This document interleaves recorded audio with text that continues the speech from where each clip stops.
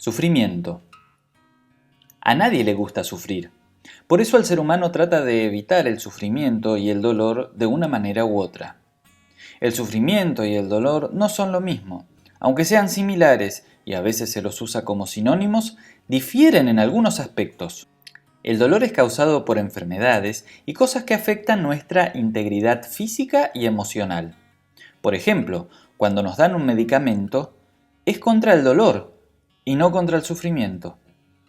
El sufrimiento no siempre está atado al dolor físico, puede estar por otras razones. Pare de sufrir es la frase llamativa que tiene la Iglesia Universal del Reino de Dios. También otros sostienen que si uno pacta con Dios, o por el simple hecho de ser cristiano, no debería sufrir. ¿Qué dice la Biblia acerca del sufrimiento? La verdad que mucho. Incluso hay un libro en el Nuevo Testamento que abarca ampliamente el tema del sufrimiento de los cristianos. Es la primera carta escrita por el apóstol Pedro. Primera de Pedro 4, 12 y 13 dicen así: Queridos hermanos, no se sorprendan del fuego de la prueba que están soportando, como si fuera algo insólito.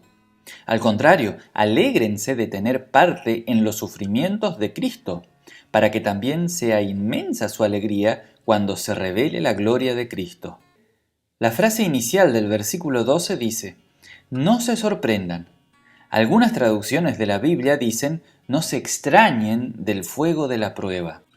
Y el versículo 13 agrega: alégrense de tener parte de los sufrimientos de Cristo, porque así también tendrán parte de su gloria.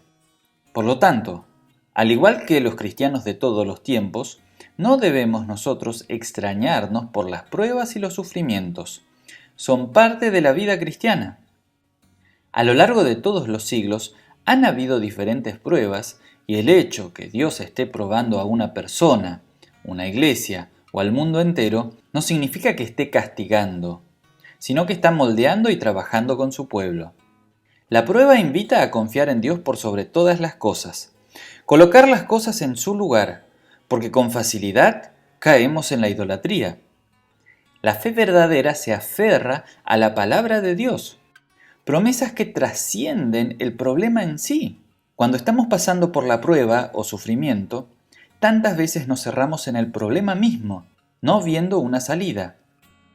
Y es el Señor quien con sus promesas nos hace ver la salida fuera de nosotros mismos, de que a pesar del sufrimiento, Él está a nuestro lado y la solución, tarde o temprano, vendrá de su mano.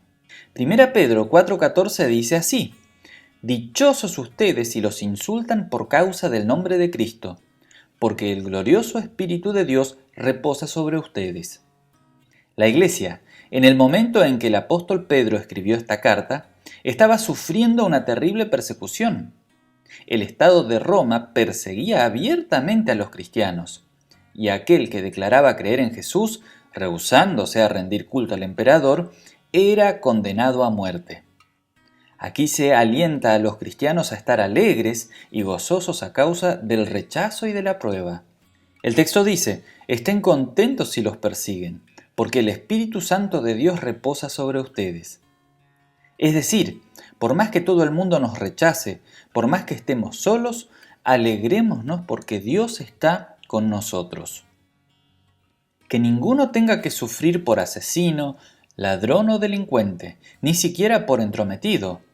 Pero si alguien sufre por ser cristiano, que no se avergüence, sino que alabe a Dios por llevar el nombre de Cristo. Muchas veces el sufrimiento viene por causa de la rebeldía o por causa del pecado. ¿Cuánta gente llora amargamente por errores que han cometido? Incluso nosotros hemos lamentado y sufrido por causa de nuestros pecados. Al decir que ninguno tenga que sufrir por ser asesino, ladrón, delincuente o entrometido, Dios nos está diciendo: manténganse bajo mi palabra y no sean rebeldes.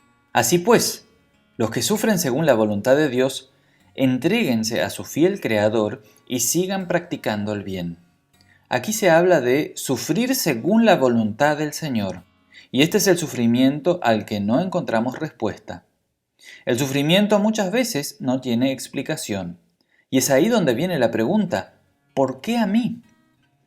Sufrir por causa de un pecado que cometimos o por consecuencia de ser cristianos es, dentro de todo, comprensible. Pero cuando el sufrimiento viene por simple voluntad de Dios, es más difícil aceptarlo. Pero este pasaje nos dice: encomienden sus vidas al fiel Creador. Esto es lo que Dios te dice hoy en medio de tu sufrimiento. Aquí no se usa la palabra Dios como a quien encomendarnos, sino al fiel Creador. Somos su amada creación y el Creador no es ajeno a nuestros padecimientos. Tantas veces se enseña o se cree que Dios solamente está con los que triunfan. Y esto no es así.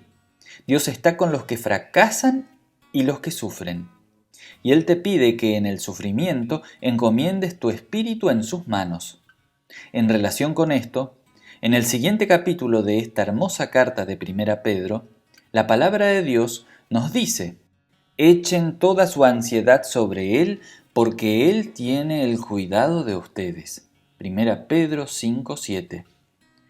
Más allá del sufrimiento o de las dificultades que tengamos que atravesar, Dios siempre e incondicionalmente está y estará a nuestro lado. Amén.